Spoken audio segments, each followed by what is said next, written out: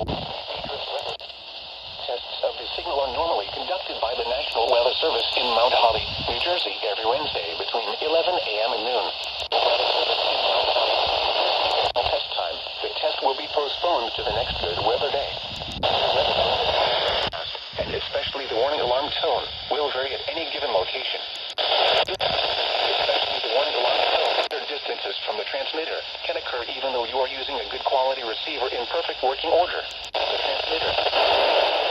For hazardous weather watches and warnings for the following counties and marine areas in Atlantic, Burlington, Cape May, Cumberland, and Ocean.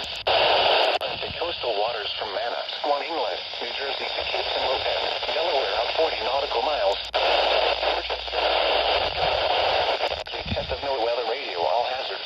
Station KHB38 in Atlanta, Virginia out 40 nautical miles.